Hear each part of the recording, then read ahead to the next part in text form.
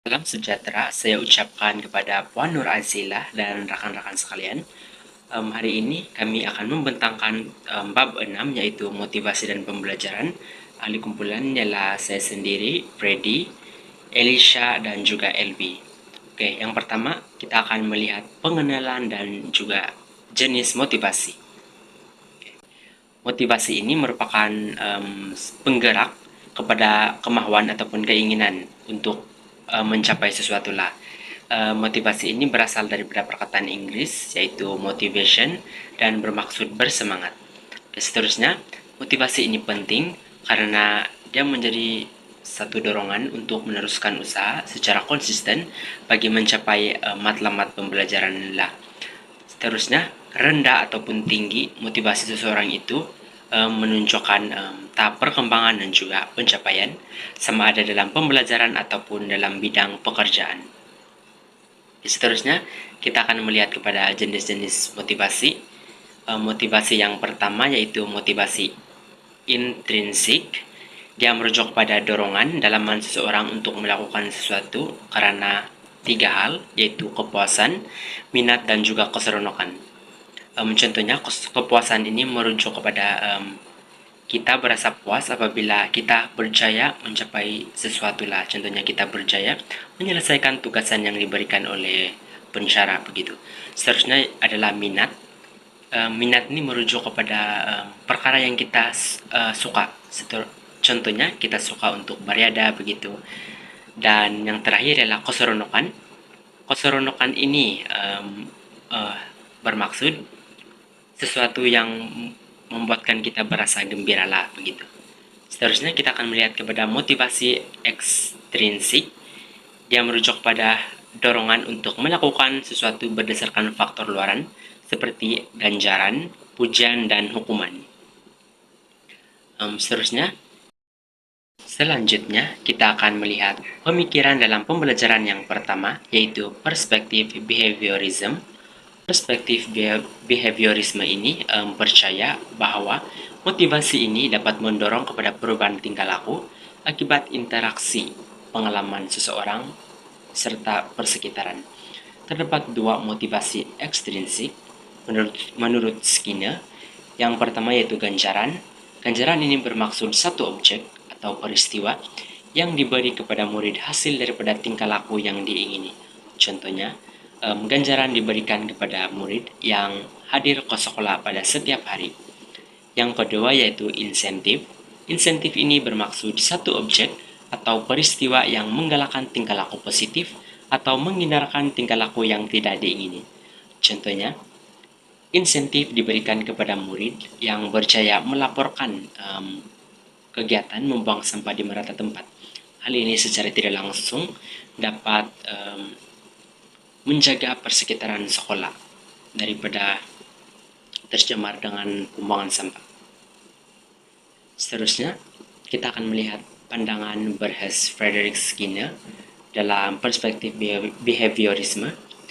Berhes Frederick Skinner ini merupakan seorang ahli psikologi Amerika yang terkenal dengan aliran behaviorisme. Yang pertama, setiap makhluk hidup pasti selalu berada dalam proses interaksi dengan persekitaran yang dinamakan rangsangan, di mana rangsangan ini dapat menyebabkan manusia melakukan tindakan tertentu dengan kesan ataupun akibat tertentu. Yang kedua, manusia tidak memiliki sesuatu yang dinamakan pikiran. Sebaliknya, manusia dapat menunjukkan tingkah laku yang dapat diperhati sebagai akibat daripada kejadian-kejadian mental yang terjadi secara internal.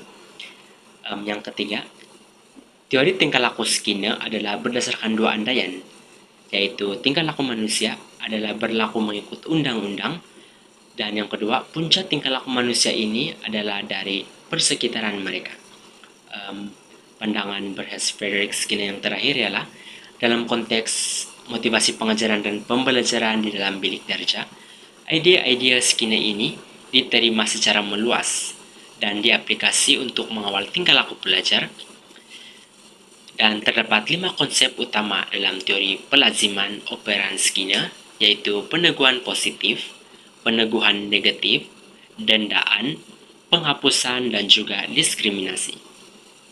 Oke, yang terakhir, kita akan melihat kepada kaidah memotivasikan murid dari perspektif behavioris. Yang pertama, guru perlulah mengiktiraf dan memberi peneguhan kepada kejayaan murid serta membantu menimbang manfaat pribadi terhadap pembelajaran.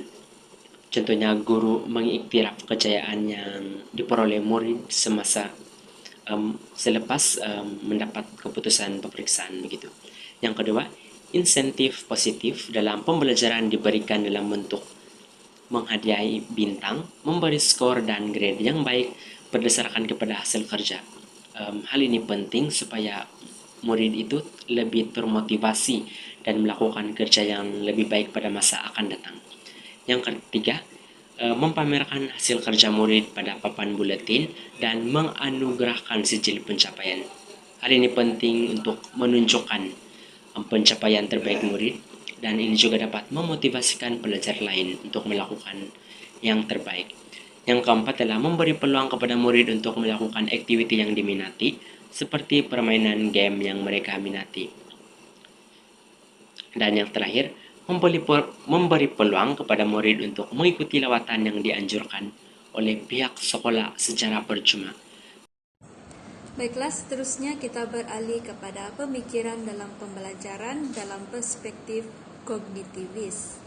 Dalam perspektif kognitivis, ahli teori kognitif menganggap bahwa pembelajaran sebagai satu proses mental dalaman dan bukan perubahan tingkah laku luaran. Maksudnya, proses pembelajaran terjadi di dalam pemikiran kita.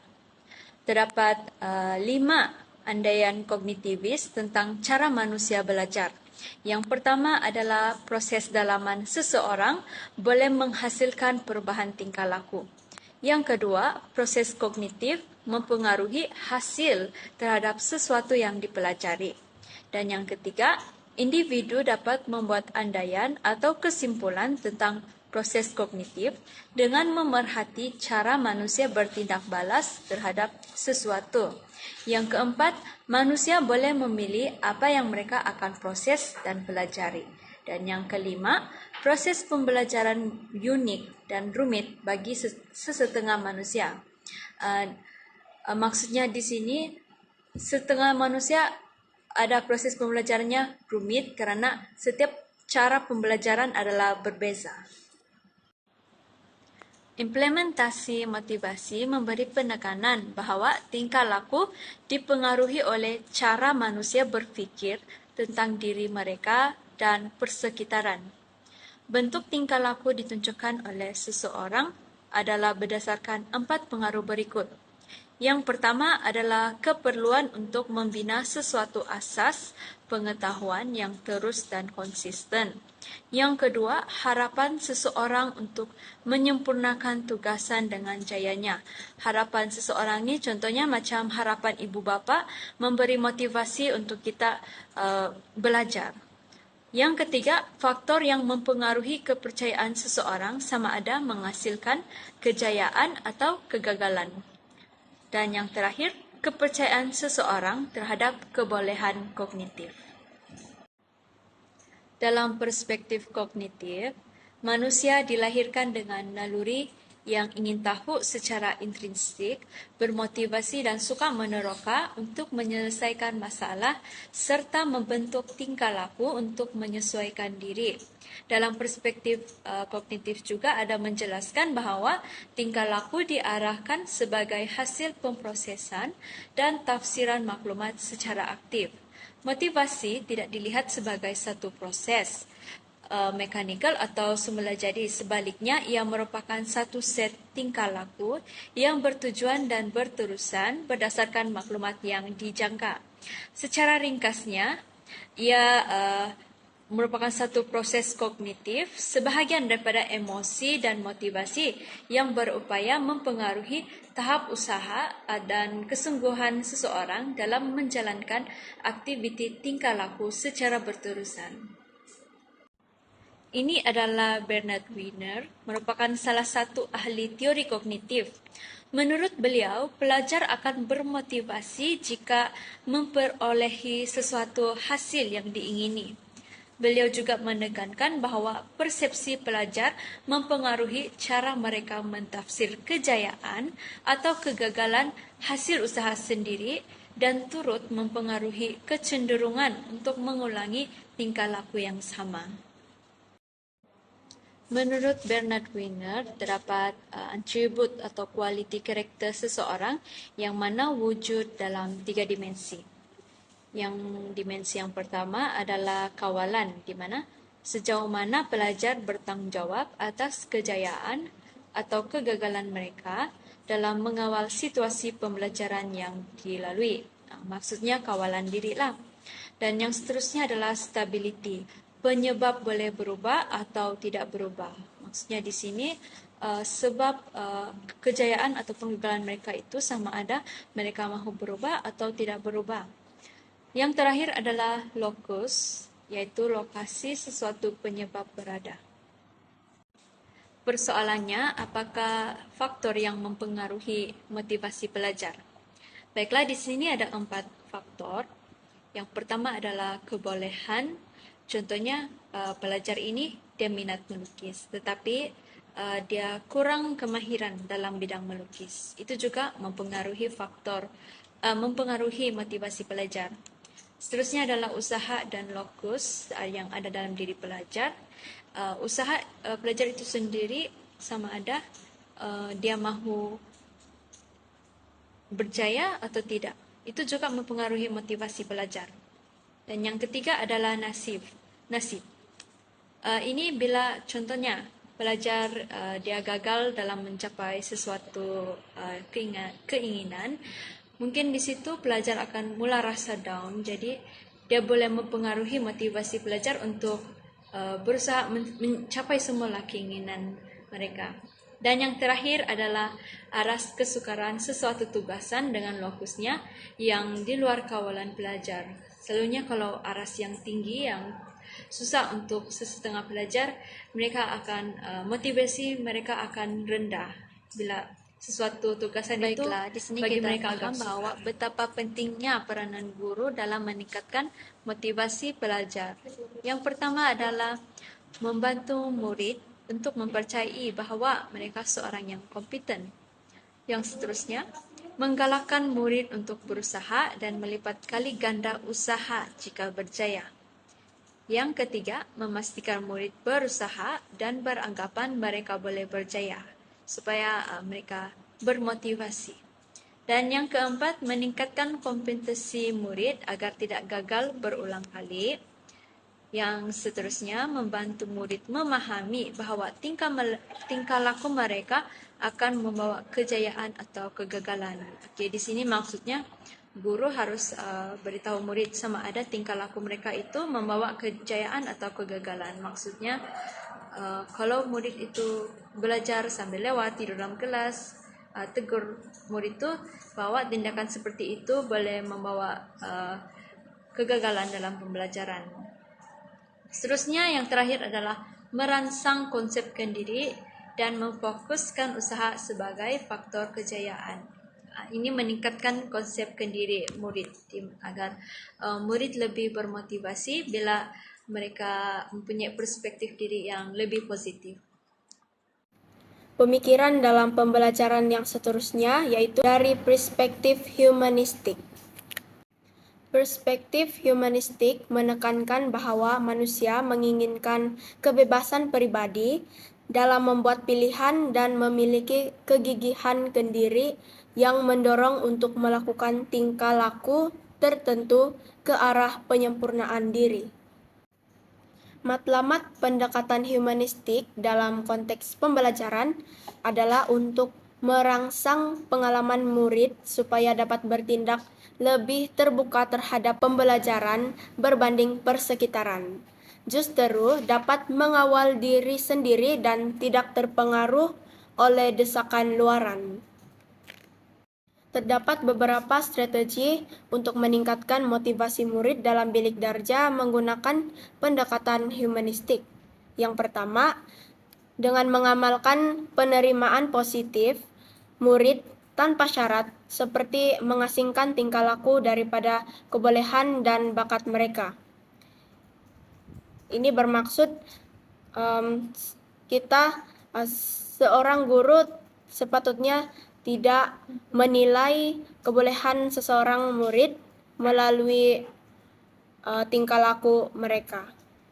Yang seterusnya, memberi murid mekanisme konkret supaya mereka dapat melihat kemajuan masing-masing dari masa ke semasa. Selanjutnya, mewujudkan bilik darjah yang selamat dan tersusun, supaya murid percaya bahwa mereka dapat belajar dengan baik. Strategi yang selanjutnya, dengan memberi pertimbangan kepada pengalaman dan pengajaran dan pembelajaran daripada perspektif murid. Menggalakkan murid mencari makna dalam pembelajaran secara aktif.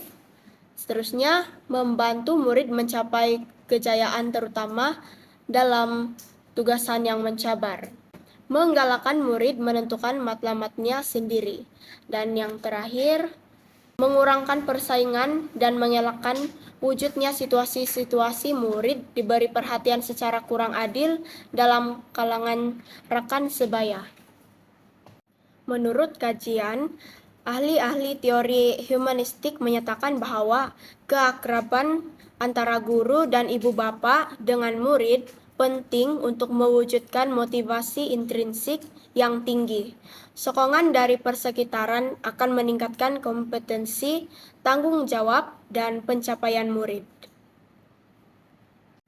Baiklah, di sini kita boleh melihat teori keperluan hierarki Maslow. Jadi, Abraham Maslow merupakan salah seorang pelopor yang membuat kajian mengenai peranan keperluan dalam menentukan motivasi. Teori beliau menjelaskan bahwa keperluan desakan yang memotivasikan seseorang untuk bertindak terhadap sesuatu matlamat sama ada untuk memenuhi keperluan fisiologi, psikologi, emosi, ataupun intelek. Dalam gambar raja piramid teori keperluan hierarki Maslow ini terdapat 3 bahagian utama, yaitu yang paling besar adalah basic needs, bahagian tengah ialah psychological needs, dan yang berada di puncak adalah self-fulfillment needs. Baiklah, poin utama daripada pemikiran Maslow ini ada 3. Yang pertama, teori keperluan Maslow, manusia mempunyai keperluan untuk berkembang maju. Keperluan asas perlu dipenuhi dahulu sebelum keperluan lain. Apabila satu keperluan telah dipenuhi, motivasi akan beralih kepada keperluan lain yang lebih tinggi. Yang kedua, hubungan tingkah laku dan keperluan. Tingkah laku dipengaruhi oleh keperluan dan ketidakseimbangan dalam kumpulan. Pemerhatian terhadap interaksi individu dalam kumpulan membantu memahami keperluan dan tingkah laku mereka. Yang ketiga, motivasi dalam pembelajaran. Murid yang merasa diancam boleh mengalami motivasi yang rendah. Sokongan positif dari keluarga dan masyarakat membantu meningkatkan motivasi. Mentor berperanan penting dalam memberi bimbingan dan mengurangkan rasa terancam.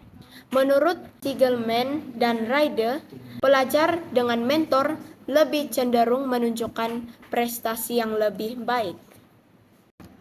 Implikasi motivasi dalam PDP. Yang pertama, guru berperanan sebagai motivator yang efektif.